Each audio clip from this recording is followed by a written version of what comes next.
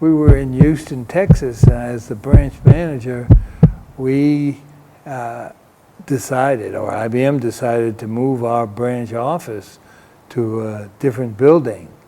And as we moved the office in, we found out that they had a very good restaurant in that building, and we could use them for affairs when we had people come to our office. And the person who not only owned that restaurant, but provided the service, was Suki Mitchum. And at the time, we counted on her very many times to provide for visiting dignitaries and have a luncheon that we wanted to impress our visitors as well as employees. And she did that. And as we got to know her through the years, in 1981, I bought this restaurant that wasn't doing very well, and I took it over and opened it, and there were this high-rise office building which had so many different companies, and there were, I guess, about 400 to 500 people in the building, and IBM had this branch office up on the top floor, I think, and he was the branch manager. And I always make a point when I open a new one in a new place, everybody's name in the building that comes to my restaurant, and learn a lot of things about them. And come to find out, here Mr. Robert Mitchum was the branch manager of IBM, and I was very impressed, being African American. Here's way up there, and a lot of people from his office respect him a lot. And I used to love it when he came down, because every time he came down, 10, 20 people followed after him. So when I see him, I think of dollar sign. still. And then he came down so many times a day, and he said that he told me that he was trying to get away from the office and have some quiet time. But of course, I didn't know that he had different motives till later. And we started talking, and we became sort of very good friends. And the friendship became more than a friendship, and here we are so many years later, and rest is history. And when we got married, Transferred. our family, so it became a melting pot, our own melting pot we have, and very interesting family. Well, I have to go back to when being transferred from Houston, Texas to Atlanta, Georgia, our good friend Jim Robinson suggested that we get married in his condominium in downtown Atlanta and have Mayor Andrew Young do the ceremony. And therefore, that's what we did in January of 85. And we got married on January the 6th in his condominium, very nice outlay with a lot of friends, and it was one that we remember to this day.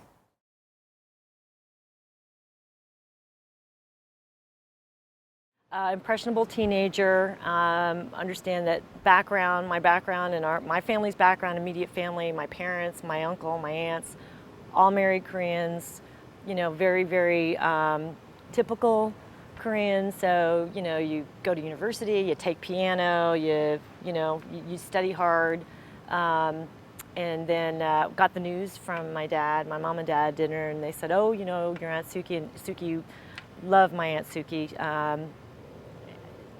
She's getting married, very, very close." And you know, always look up to my Aunt Suki even today. Understand that, you know, she's getting married, and oh, and by the way, she's marrying a black guy, and it was like, whoa. And so, which was a little bit awkward, especially growing up in Canada. There's not a lot of the interracial marriage happening as much, and so it was kind of like one of these guess who's coming to dinner type of a scenario, and it was just like, oh, a little bit awkward. Is this right? Is this, you know, so what's the scoop and how do they meet? So did get the got some information, and then what I remember quite vividly are pictures, actually, and I can't remember who brought them up, if it was Dad or if it was Grandma, but they were pictures of the two of them in the house in Marietta, which ironically is in the same subdivision, Blackland Ridge, where we live today, 20 years later. But they just looked really happy, and I remember Grandma was so happy and peaceful at that house. Hamani was, and so was Habaji. They loved that house. And, you know, when we got an opportunity to meet together, Uncle Bob, he felt like, especially because he was a little bit older than Dad, and Dad being almost the patriarch of the family, felt a little bit of a tension there. But when we all sat down for dinner, and just the humbleness, the sincere authenticity, and how much he loved Aunt Suki, we all thought, wow, this is the real deal. Just genuine and understanding his story and how much he struggled, and how much he appreciated how much Suki struggled raising two kids as a single mom, and just everything really came together. And I also remember he and Hamani really connected. Like Grandma couldn't speak a lick of English, but there was magic between them, and they were able to connect. And seeing that happen in a time when it was very volatile, and we weren't quite sure this was the right thing, and but we all just felt this felt really, really good, and it felt right. And when we had our family reunion in Mexico, everything just really, really gelled together. And it was just, it was amazing to see that across the generations, across the struggles on both sides, that they found love again. And it's a really sincere, true one, and one that's lasted, I don't know how many years now, but a bond, and especially understanding that now they ran a business together, and looking at our parents running a business together, it's not always easy, but they stuck through it, and they love each other, and they continue to support each other. It's beautiful. Well, the earliest that I can possibly think of is we were all together, and we were all on vacation, and like just by the way he was talking, I could tell, like, wow, he really like brings everyone together. Like, I was so young, but I could still tell, like, yeah, he really is like the glue, you know? I remember, I'm pretty sure it was Christmas, he was talking to me about my writing, and I had written a poem, and he like wanted me to write another poem. So I took some paper and I ran into the bathroom in our house, and I sat there in the bathroom and wrote a poem about Christmas, and then I came out of the bathroom and he read it to everyone. It was kind of an old poem that I had written. It was about the forest. It was just sort of like a relaxing place, just where you can escape for a while. And yeah, it was read aloud to everyone again, and I feel like he also needed that sort of place where he could relax and just like escape from everything and feel peaceful with himself. Even when he's talking to people he doesn't know, he really addresses them like he's already like he considers them part of the family. Like when we go out and we have like dinner, like he talks to like the waiters as if he's known them his whole life. It's like a really charming quality that I wish like everyone would know, like, if you see this man approaching, like, just know he's probably one of the nicest people you're gonna meet ever. So actually, no, I will tell one thing that I did learn was I think the value of figuring things out yourself. So there's some independence there. Because one of the things that Dad would do, and it was frustrating at the time, but it got better as I got older, was he'd say, before you go on the weekend, let's do this together. We're going to do this. And it was never us together. I was washing the car, I was mowing the lawn, or I was blowing off the driveway or something like that. But it learned, I think from there, and it's something I'm proud of myself now, is that I can figure my way out of a situation. So that's one thing I learned from Dad. And I think also the thing I learned from Dad was the value of a dollar. How hard it is to earn one. I don't think I necessarily save as much as I should anymore, or these days, but the idea that you have to work for what you get. And so the thing was, and I think it was very important. I don't know if Dad intentionally did it or not, but it was very important because the area we grew up in, where the kind of life Dad was able to provide for us, there were a lot of kids around who were very, very spoiled, very spoiled. And so he went out of his way to make sure that we didn't turn out that way. So while I was spending my time in my high school years jealous of everybody because of the car they got when they were 16 or whatever, it was one of these things where I knew I wouldn't get it. I had to work for what I got. One of my favorite stories is I wanted a go-kart really bad when I was 12, and I had grades to get in order to do it. And I missed my straight A's by about 3 points, and I didn't get the go-kart. So it's just stuff like that. I think that's really what I picked up from Dad. So I would say more just kind of in general how you live your life, not going to necessarily extremes and trying to stay more even keeled, both like with work and in your personal life, kind of like don't sweat the small stuff type of things, where there's not too many things in life that are major deals where you get super upset about. And so I think for the most part I'm pretty mellow and easy going, and even keeled, I would say. So I think that would be one of the things I would say. From when I was a kid, I can remember going to visit him, and I was always into football and kind of more tougher type of sports for boys, and I wound up being on the swim team, and I was really good. I didn't know And that. so when I went over to see him, like all the kids would be like, "Is he gonna come swim?" Because they had a meet or something, and I would go in there and I would like freestyle. I'd beat everybody like half the pool. I just crushed everybody. And so, that's a good memory. We had a good time, all three of us, I would say, and not to get into too much of a chief, but going in some happy hours and taking some clients out. We had some good times.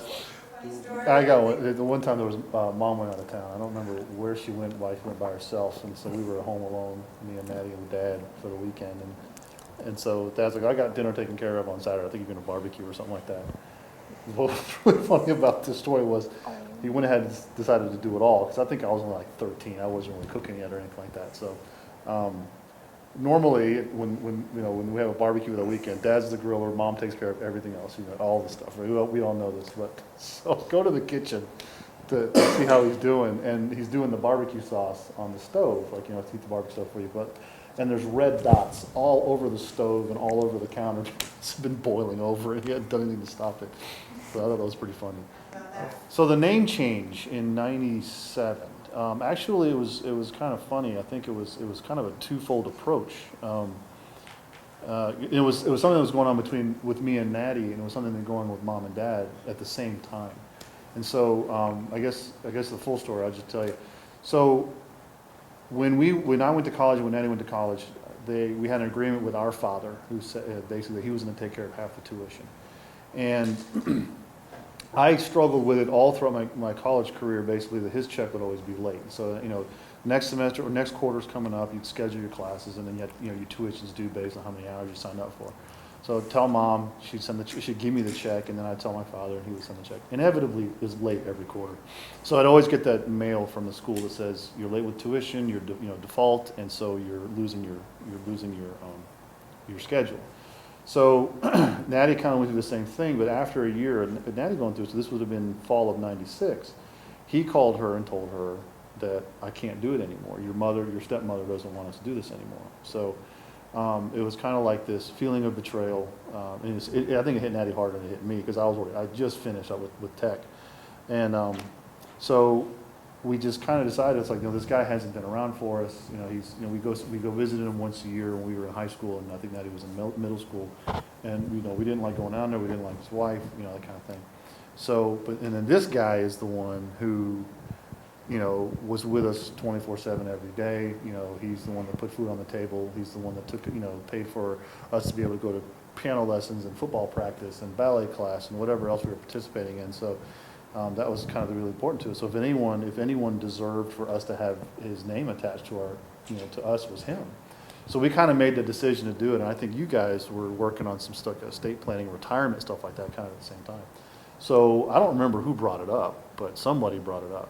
But the neat thing was that we were doing this in 1997, and we hosted, there's a Mitchum family reunion every 2-3 years at the time.